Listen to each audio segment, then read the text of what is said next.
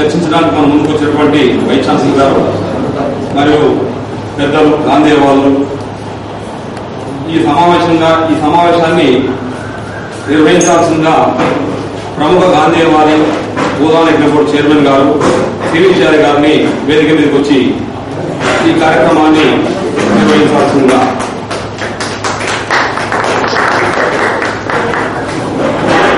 మీ అందరూ తెలుసు జాతీయ స్థాయిలో రాష్ట్ర స్థాయిలో ప్రముఖ సంఘ సంస్కర్త లవణం గారు వారంగా వేదికపైకి వచ్చేసి ఆశీర్వాదాలు కావాల్సిందిగా మేము గాంధీ గారిని ప్రసాదించుకుంటున్నాం.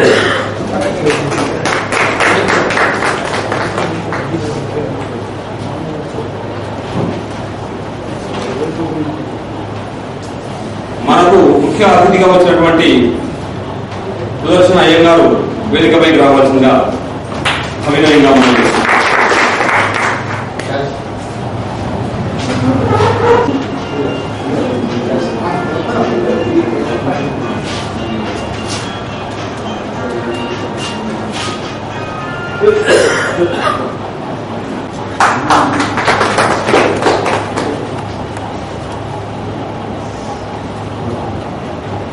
సర్వోదయ ఆంధ్రప్రదేశ్ సర్వోదయ వారు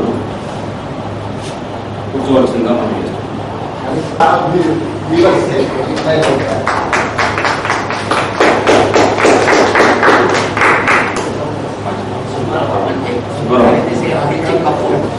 గాంధీ చిన్న సత్కారాన్ని సర్వోదయ మండలి సత్కారాన్ని స్వీకరించాల్సిందిగా ఆకే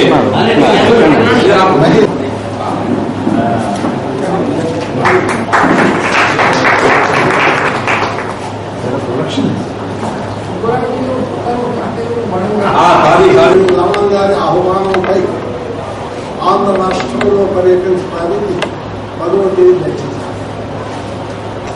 రాజమరెడ్డి గారు ఇప్పుడు చెప్పినట్టు వారు 2 రోజులు భూదాన్ పరిస్థితిలో విస్తారంగా అక్కడ ఆదాతలతో దాతలతో మాట్లాడిన తర్వాత భూదాన్ కార్యక్రమాల విషయంలో తెలుసుకొని అక్కడి నుంచి స్వామి రామాను తీర్థ స్థానానికి విశ్వవిద్యాలయంలో జలాలపూర్లో అక్కడికి వచ్చి అక్కడ కూడా సమావేశం ఏర్పాటు చేసి ఎన్నో కార్యక్రమాలను అక్కడ పరిశీలించి ఇప్పుడు ఈరోజు వాళ్ళ వచ్చారు. రేపు వదిలిపోతున్నారు రామయ్య గారి నాయకత్వంలో. ఇప్పుడు మన మధ్యలో ఉన్న ముగ్గురు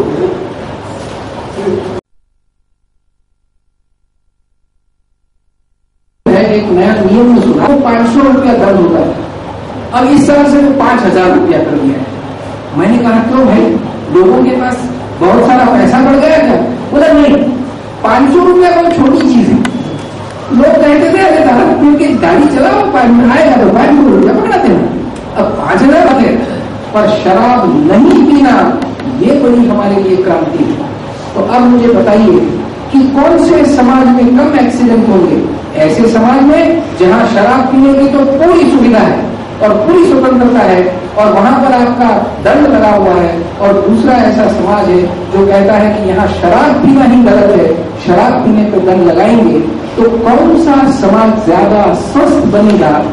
ये सवाल जिस दिन आप समझ जाएंगे, इस सवाल नमस्कार.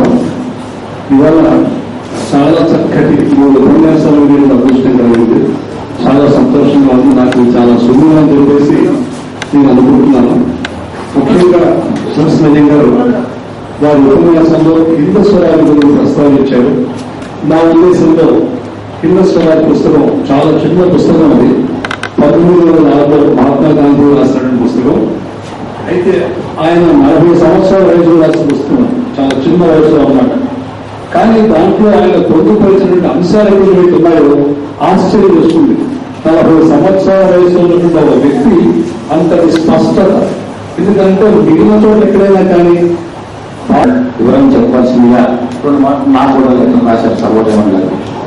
వీరు గుజరాత్ విద్యాపీఠ నుంచి భారతదేశానికి స్వతంత్రం వచ్చిన తర్వాత అహింసాయుత విప్లవం ద్వారా భూ సమస్య పరిష్కారానికి భూదానవాదీనం ఒక మార్గంగా ఉన్నది అనే దాని మీద రీసెర్చ్ చేయడానికి వారి విద్యాపీఠ నుంచి ఒక స్టీల్ తయారు. దానికి వారు అక్కడ ఉండి టీంను పంపించినట్టయితే ఆ టీం మొట్టమొదటి భూదాన ఉద్యమం అనేది ఇక్కడ స్టార్ట్ అయిన ఆంధ్రప్రదేశ్లో కాబట్టి మేము ఆహ్వానిస్తున్నాం.